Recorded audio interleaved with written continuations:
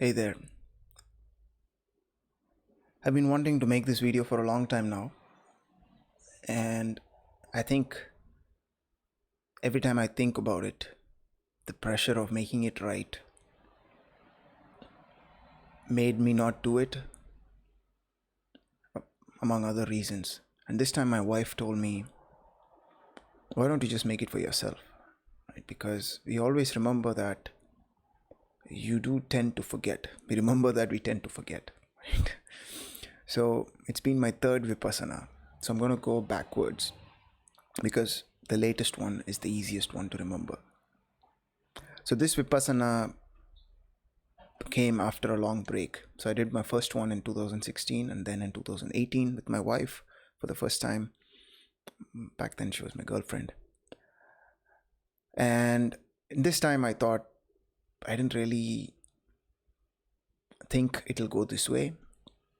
I thought I already had it figured out. And this time I had a lot of experiences, like just completely new things. Even in the second Vipassana, when I listened to the discourses, I realized how something so simple can reveal itself more and more. Like I've heard the same discourses. How did I miss this? Right? There'll be things that just light up in your head. And I was thinking, how is that possible? And I was sure that it'll not happen again, but this time this was just completely new.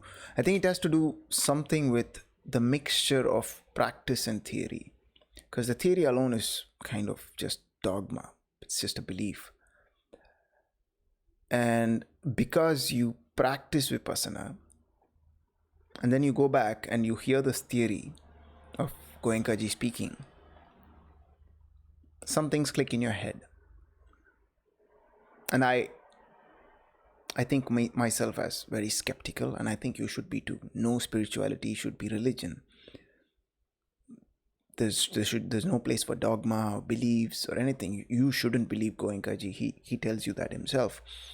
I still think he's wrong in many ways.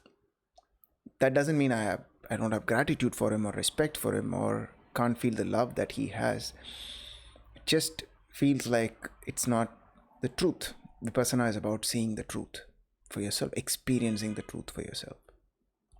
So anyway, coming to the experience this time, it was by accident that I applied as an old student and they asked, are you willing to serve? And I jumped at the first opportunity because I felt this huge debt of, wow, I've received so much and I've not given back. I immediately just said yes. But on getting there, I realized it's going to be a completely different experience. And the center was pretty relaxed compared to the last two times. The first time was the most strictest, being a center in Nepal. Second time was in Bolivia. I already thought that was like super relaxed. This was just even more relaxed. On top of that, servers were allowed to talk. The place was smaller. I really didn't think I would get much out of this experience. In fact, on the seventh day, I actually texted my wife. The servers were allowed to have mobile phones, but thankfully I had given it off. But then I borrowed the mobile phone of another server to just send a text to my wife. I literally sent this. I said, day 7, things passed away very fast. I don't think I'm going to have many big experiences this time. So you don't have to worry, because my wife was worried that, like I might come back as a different person. Maybe I'll not have the love for her. There won't be this attachment. And I said, there's nothing to worry or expect.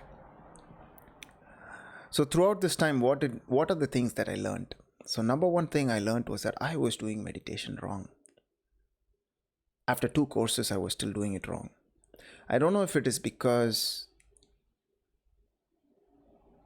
I think it was because I was trying to outsmart the technique. I always have this thing that, this technique was made 2500 years ago, right? Buddha lived.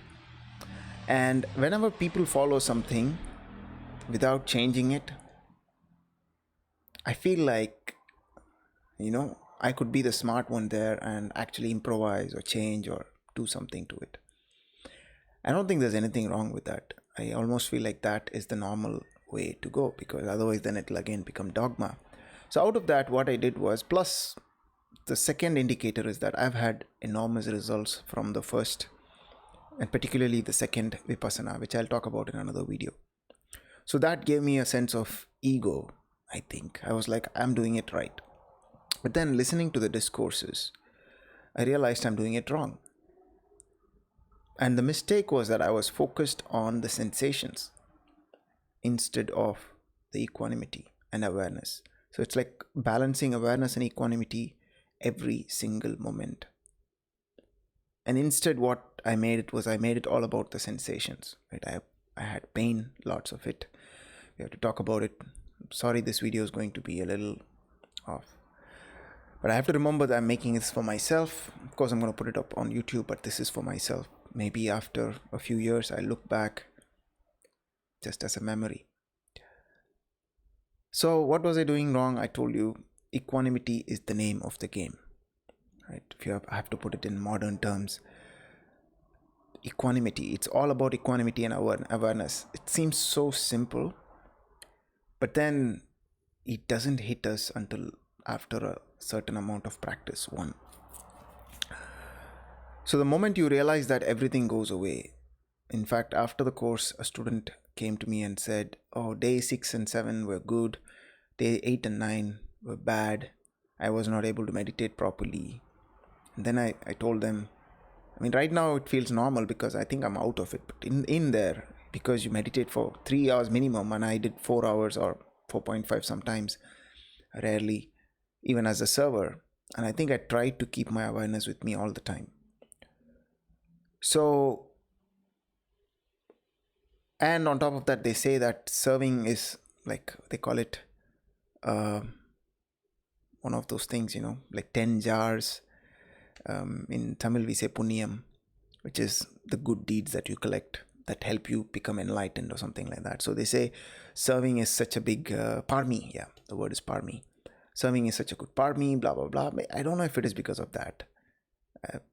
But of course, I went into it because of the selfishness of it. Because I was like, why am I serving? I'm serving because it's going to give me back good stuff, right? And sometimes he says Buddha wants you to be selfish. And sometimes he says you cannot serve by expecting something back. But then, so I'm just going to go with the fact that I am selfish in the fact that I want to be liberated.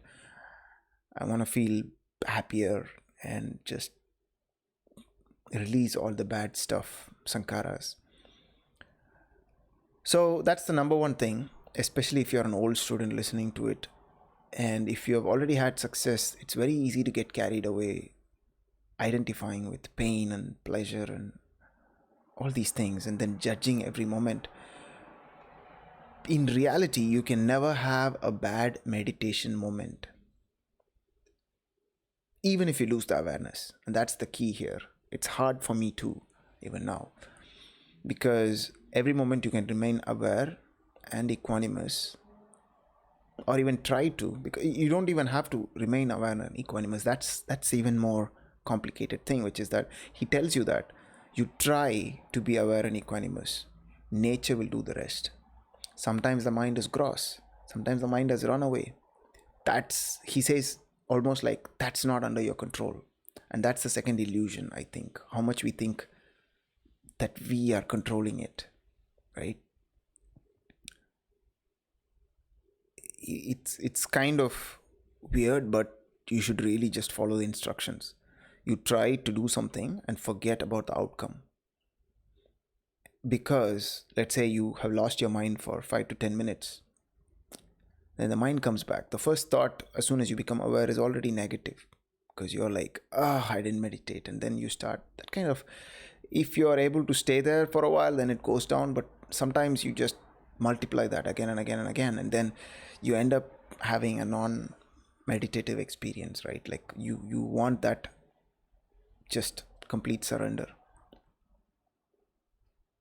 So that was a big key moment, I think. And I think, again, coming to my ego, some words that Goenkaji uses could be reframed. Like game of sensations, right? He makes it sound like you're voluntarily playing a game of sensations. And sometimes I think it's just your habit patterns, like he says. We're so caught up in doing something in our life that it's so hard for us to do something outcome independent. And that requires like complete sort of surrender, is the word, I think. So that's something I would like to tell you. Now I'm doing this for the person who is watching. If you're an old student, this is about awareness and equanimity only, not about sensations. 0% about sensations, 0% about anything that happens, how much you're able to focus. It's not even about how aware you are, because that's sort of supposed to happen naturally based on so many other factors, right? Your memory, your sankaras, so many things. Your job is to just try to be aware, or just be aware, right? Without worrying about what's happening, how focused your mind is. Sometimes you can't feel this, let's say, right? And we often think that the more I meditate, the more my sensations develop. But in reality, the more you try, your job is to just keep trying. If it happens, it happens. If it doesn't happen, it doesn't happen. He tells you the same words. And so no, it never went into my head until a certain point. So this is the number one thing I learned. And this helped my meditation tremendously, I think. In spite of not doing 10 hours a day, I think it helped me tremendously. And for 7 days, I was able to change a lot of attitudes. I stopped fighting with myself or what's happening. And that helped in a long way. Second thing I learned is the importance of metta. This I did by reading a book. They gave a book that said, this is a guidebook for servers, and in that it said metta is the culmination of Vipassana, in spite of it being so short, right? And culmination, I think, means it's the entire point or result or something like that, right? Like the entire thing condensed into one form, I think culmination is. And so I gave more importance to metta. At home, I used to do it for just namesake, whereas here he said, if you're in a good, pure state of mind, you should just use metta properly, right? That's the other thing. And I really had some deep moments of metta where I would just direct it towards all the people I love and hated and disturbed and grateful for, and just people I knew, did not know, the students there, blah, blah, blah. Sometimes I did it, of course, at a very surface level. Sometimes you feel the love and then you do it.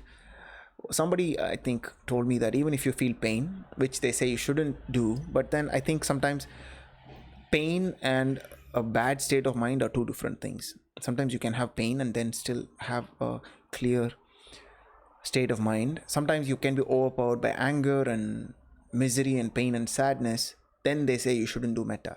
You can take some time to relax and do it. So even if I had pain, sometimes I had this question. So what I managed doing is, I'm not sure if I heard it or just I made it up myself. I used to focus on a part of my body that had subtle sensations or just no pain, and then do the metta, right? So just to say, this good state is what I'm going to send away. There's at least one part of your body which has, I think, good sensations. So that's the second thing. Now coming to the big thing that happened during this third Vipassana. Of course, I had no big expectations. Like I already said, I had texted my wife that nothing big's gonna happen, blah, blah, blah. And on day 8 at night in the group sitting, I was sitting there, and then there's always this pain in the vertebrae, like in the backbone side, this side. And in my second Vipassana, I learned to play games with sensations, I think, or it's just your illusion, right? Like you are actually being aware and equanimous, but the sensation changes accordingly, so you think you're controlling them. So I always thought, okay, this is a more efficient way of doing Vipassana. So I would just focus on the strong pain in a small area, and I thought that's what was helping me. In reality, it was not. So this pain has been around with me for about 3 years now, since 2018, and this is 2021. And I almost feel like all these times I didn't really do properly. So this time I started to just scan my body according to instructions, which is, even if I'm not having subtle sensations, really gross sensations, sometimes I would just be like, just head, all of my head. And then if you look at the head, it'll automatically, you'll start having like differences, right? You can see this part, this part, and this part at least, or sometimes this part and this part alone. So that's all he says. It naturally, nature makes your mind sharper, and you can start to dissect and divide. He says this. So I did that as much as I can. And I also made sure that I don't get too sucked into it. Like, it's very important that you don't get too sucked into the thing. And it's very important to maintain a constant flow while being aware and equanimous. So sometimes I did the mistake of, for the whole 1 hour, I would just scan my body just once.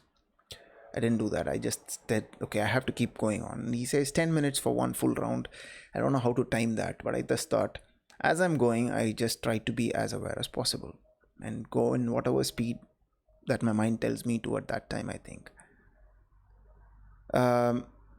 So that's very important part of the technique, I think. So I started doing that. And then the pain, of course, came up really, really high.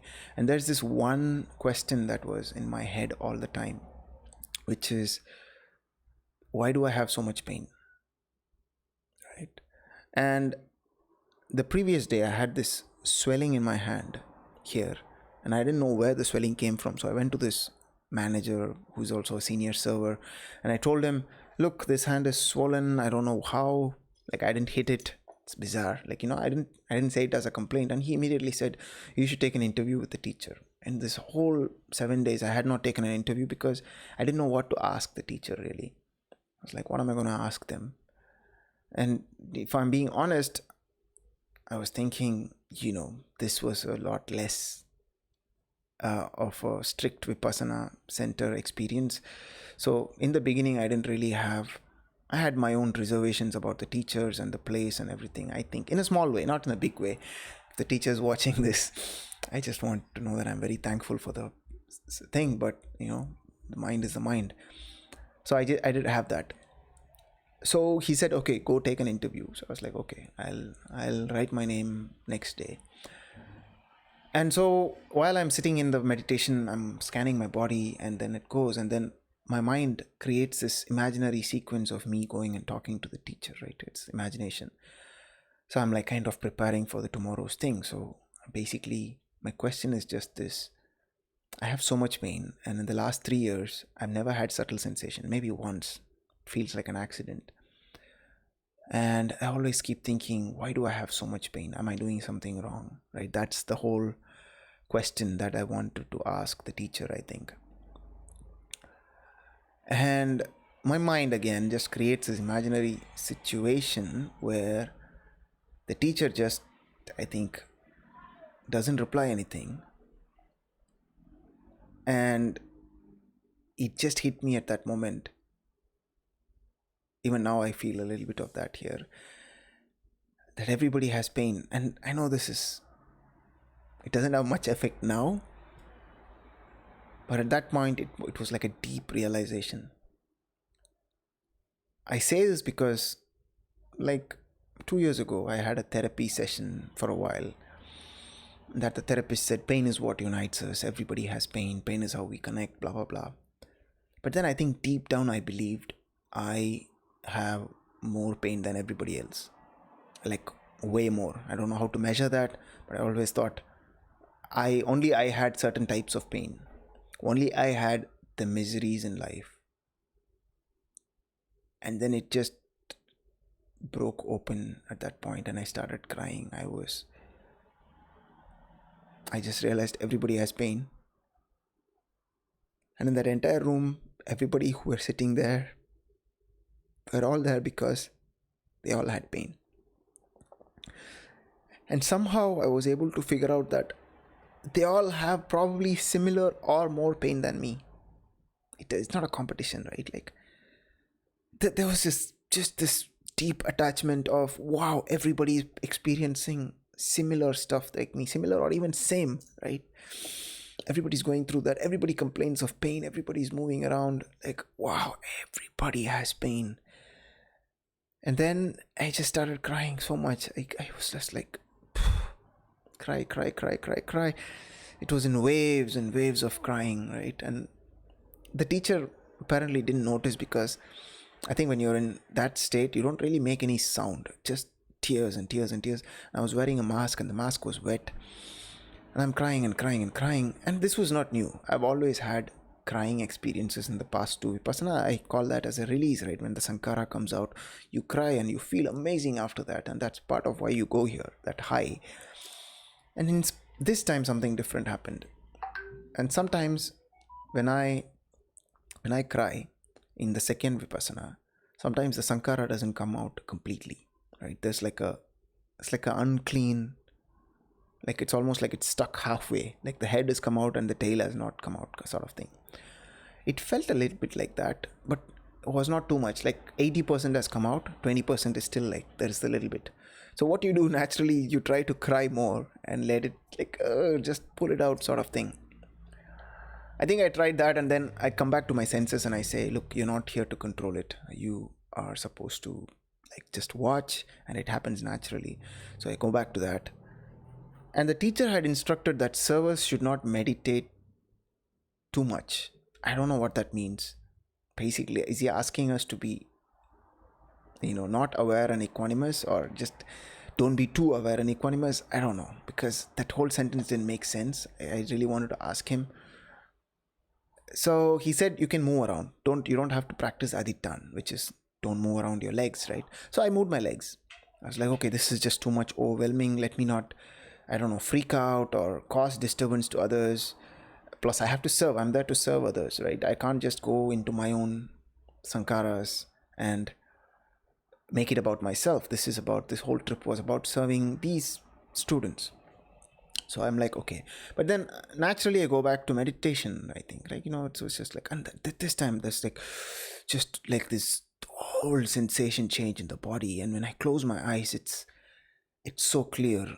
Like I'm able to experience different level of subtle sensations, right? It's almost like my body, the pain, everything disappeared. The whole body had like, there was even a certain level of visualization, or I wouldn't call it visualization, because at that stage, Vipassana is all about the truth, right? You are experiencing something yourself. It's not about the mind. It's not about what you want to see. So I strongly believe it could be, but also at the same time, mind and matter and sensations are all kind of fused, so we don't know.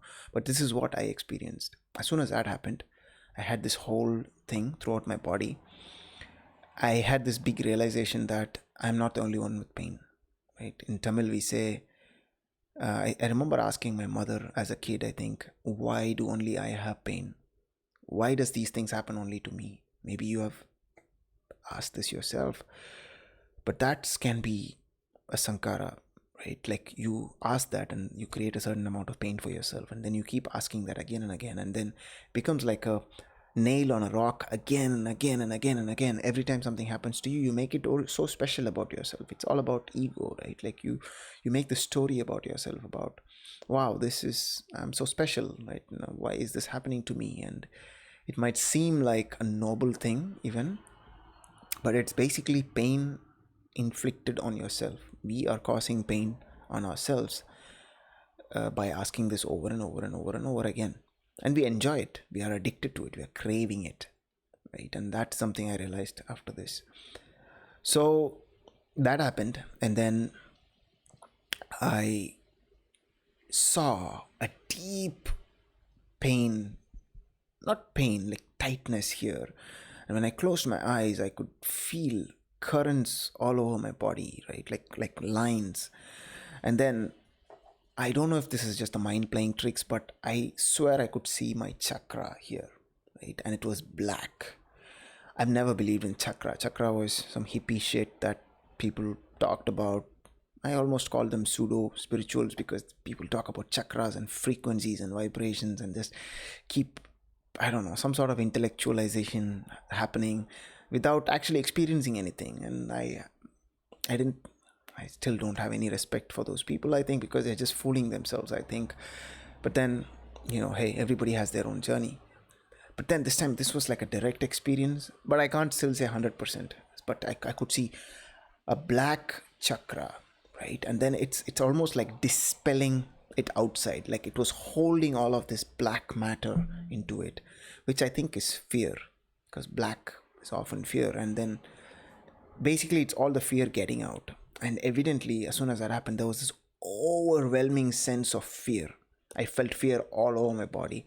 I just looked up, and I don't know if it is just coincidence, the teacher just opened, looked at me, and I just looked at him like this, and I said, can I? And he said, do you want water? No, I said, I just want to go out like this. And then he said, okay, go. Maybe he thought I was still under control, obviously, because I was able to control, contain, and ask him. I was not freaking out and just ran away. So I went out, and then it was already cold, but I never react to the cold that much. And then my body started shaking so much and crying and trembling and uncontrollable, right? And then what I just know of as release of fear that I've been holding for years in my body as a kid. And I think at that moment I realized what I read online about the opposite of love is not hate, but it is fear, right? And what we think is love is not love. Like I don't think I loved my wife, right? I had an attachment towards my wife for a certain reason, but love, pure love, is not dependent on anything. Pure love is just acceptance, I think. So that's why it's not, there's no drama in pure love, I think. It's not like, oh, I love you, it's not like that. It's more of just, I'm okay with you, right? I'm completely okay with this and that and this. That's just love is, I think. And the opposite is fear, where you're not okay with things, right? You're like kind of not trusting, not letting yourself be in. There's no surrender. You're kind of protective of yourself. You draw a line. You're always worried about something's going to hurt you and things like that. Whereas love is just the opposite of all of that. And I went, as a server, I'm supposed to prepare the English discourse. So I went in. The manager came, who's the older guy. He came and said, you have to go to your room. And I don't know why he made that judgment call. I still don't trust him, I think. But he said, you should go to your room. And then he put his hands on my shoulder. You're not supposed to touch each other. But he just said, put my hand in a little bit. And he said, just go. And I started crying more. All the way towards the room, I started crying more. I think maybe he just had love for me. And maybe that made me feel a bit like, okay, this guy is really concerned or whatever. And then I go to my room, and then, I wouldn't call this a panic attack, but there was definitely panic. But there was a lot of fear coming up. And then at some point I went to the mirror and I saw myself. I was like, okay, I didn't recognize myself. There was this general sense of, holy shit, nothing makes sense in life anymore. Because I have this memory of my life. I know who I am, but nothing, there is no sense of, everything feels pointless, right? The biggest fear was that I wouldn't feel attachment towards my wife, which I think at some point in the future I have to let go, but I don't think this is the time. I have to let go consciously, maybe if I want to pursue this step with her permission, after we build the life that we want, which is we want to have kids and a family and the usual jazz, which I think is good part of being a human being. So that fear came up again and again. So I was so scared that I'll just come out and feel absolutely nothing towards my wife, and just I would feel like, okay, this marriage makes no sense or whatever. But then the guy came to me and he said, this is very normal. Your sankara is coming up. As the sankara, deep-rooted sankaras come up, when it's very big, you feel crazy, right? I felt a bit crazy at that time. And then he said, just rest. He said, don't come back to the 8:30 session for like finishing. Don't come back to metta. You're not in no state to, give metta. And then I slept. I slept pretty good. I took a hot bath. I slept. And then I woke up at 3 o'clock. As soon as I woke up, he woke up because we were in the same room, and he said, come. Because the other guy, there was 3 of us sharing the room, and he just said, okay, let the other guy sleep. He took me to the kitchen, made me put a thing, he made me a tea, and he said, something might come up. It felt like something was coming up, and he said, you have a lot of energy in your head. At that time, I freaked out because I thought, shit, is this guy able to see energy? Like, like, was it magic?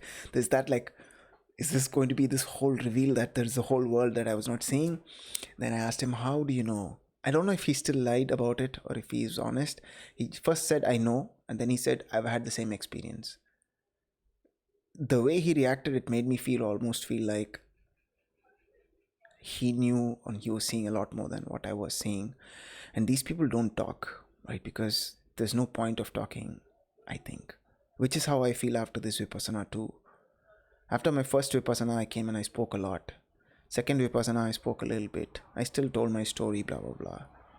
After this experience, I just know that if I go and tell this to somebody, they would just like, what are you talking about, dude, right?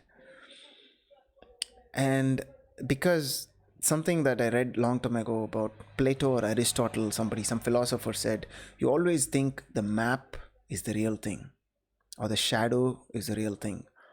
And I kind of understood that what we think we know about our body is all stuff that we saw in the mirror, in textbooks, or stuff that we heard about outside. And it's so deep, it's so hard for us to take outside, right? It's like, even when I'm scanning, sometimes I used to visualize my body without any control. And it's only this time I was able to just kind of take it out after two courses and a lot of practice. So that way, I think, I don't know what to say. In that way, I think this whole thing gave me deep insight. But also, I don't know what to do with it now. Tonight I have a party to go to. I'm not going to drink. But I'm also thinking, I don't have the same enthusiasm of telling people the story. I don't know where to begin and where to end without sounding like a freak. Unless somebody's willing to argue, like if people are willing to argue, I would probably tell them yes. But then I think every argument of mine would be so, it's not logically possible to prove it. And it's outside the realm of logic and in the realm of experience. So the only way they can experience it is by going through the same shit, which is, I don't know, 300 hours of meditation, 100 hours in the first course, second course, and this time I did 4 into 10, 40, and then whatever the practice I did before. So anyway, so this is my story of my third one. Already exhausted. I will make another video for the second and the first Vipassana meditation. I thought I'll be a lot more animated and entertaining and everything, but I just feel like this, I just wanted to keep it raw. I'm doing this for multiple reasons. One is, if you're an old student who have already done it once or twice, this should give you some amount of inspiration to go and to fix your practice. Maybe you're stuck in the same thing as me, where I tried to play with sensations without even knowing, because Goenkaji calls it playing games of sensations, like you voluntarily play with it and have fun like a toy, whereas it was not like that. In my head, I was serious. Second is, you take it more seriously. Third is, you understand the outcome independence and just surrender to just doing what you have to do. Whatever your job is, you do that part, leaving nature and the mind to do the rest. Last is metta, right? Of course. And the other reason is, I just feel like, I read that when sankaras come out, you don't examine them, right? Like, it's like washing cloth. And then when dirt comes out, you don't sit and examine each cloth as what it is. But then there's this curiosity in my mind about what happened to me, right? What is this experience? Why it happened? And I don't know. It's so hard to let go of that. I don't know. It feels like knowing that will be beneficial to others and humanity and things like that. Because let's face it, everybody is not going to come and sit in a Vipassana course. So there has to be intermediate solutions. Maybe chakras are real, right? And I just don't know. I want to know. And maybe there are experienced meditators out there who can explain what has happened to me. Or maybe you had something similar and you are also searching for answers, and you just put a comment and say hi and maybe we can catch up on Skype and talk about this. Not too much to get indulged and involved and feel good and attached to it, but at least to just feel a connection that, hey, I'm not alone. Somebody else is going through the same thing. Wow, okay. So yeah, so that's it. And after that, how my life has changed. I felt like I still had the attachment to my wife, but then the last day when I saw my wife and dog, I felt different in some sense, because I also realized a lot of our relationship was bound by fear, right? Like we create anxiety for each other all the fucking time. And we like it because it gives us security, right? Like you know that the other person is scared of you leaving, you are scared of the other person leaving, and we like to stay in that fear because it keeps us tied, I think. And of course, I have a YouTube channel where I teach freelancing in Tamil language. Yesterday I did my live and I didn't feel the same amount of connection or happiness. Not happiness, when students tell me their success stories, I used to feel a sense of yes, like wow, this is awesome, I'm so happy. I think I made it all about myself because I was like, I made it happen. So I derived pleasure out of it, I think. Whereas this time when he said, I didn't derive much pleasure out of it. I was just like, yes, you did the job and you got the results. I am happy for you. But then this is like, it's almost like nature. It's almost like law. It's not like I made it happen. I mean, I was involved in it, I guess, but then he did most of the work. I just guided him. So anyway. So, and I coming back, nothing makes sense. I have lost a lot of fear, and I've realized people, at least me, not all people, a lot of us make money and conserve things. Like whenever we accumulate wealth, it's out of fear. A lot of us. Maybe there are people who just accumulate wealth for some other reason, but I think I did that. And it's not even successful because the fear prevents you from doing things freely. So it's kind of a tangled situation. And now I feel like a hippie a little bit. I feel like, why do we have to work so much? Why do I need such a big house? I don't need this.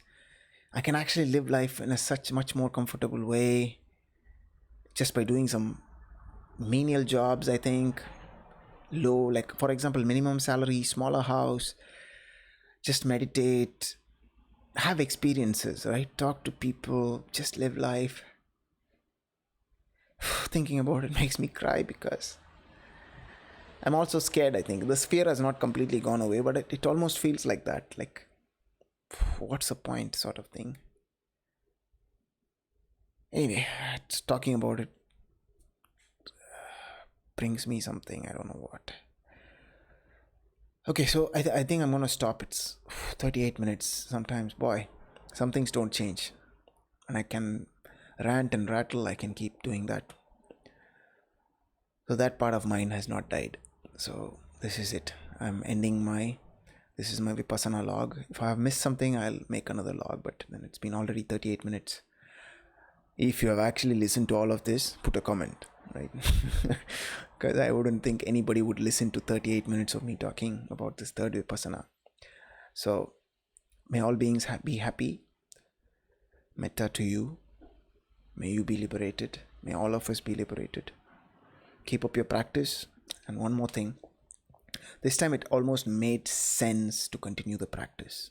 Now, before, I think when they said practice, it was dogmatic. It was like you believed in it. You're like, kind of thing. But then this time it really made sense to say, yes, it makes total sense to practice 1 hour in the morning and the evening. I've still not done the 1 hour thing. I still sit down and decide when I can sit and when I can get up. That means I don't worry about the time. I don't worry about 5 minutes, 10 minutes, 15, 20, 25. I do it as long as I can, however long I can stay. I'm just going to continue that. And the other thing I'm going to do is reevaluate my food habits. I've watched some Ayurveda video and it makes sense that you should eat only between sunset and sunrise. Sunrise and sunset, and not after that. And you should divide your meals. And there's a video about it. It's called Fit Tuber or something like that. There's an Indian guy who looks pretty healthy. He has a great video on it. So this is the end of my third Vipassana course log where I served as a server. Thank you for watching.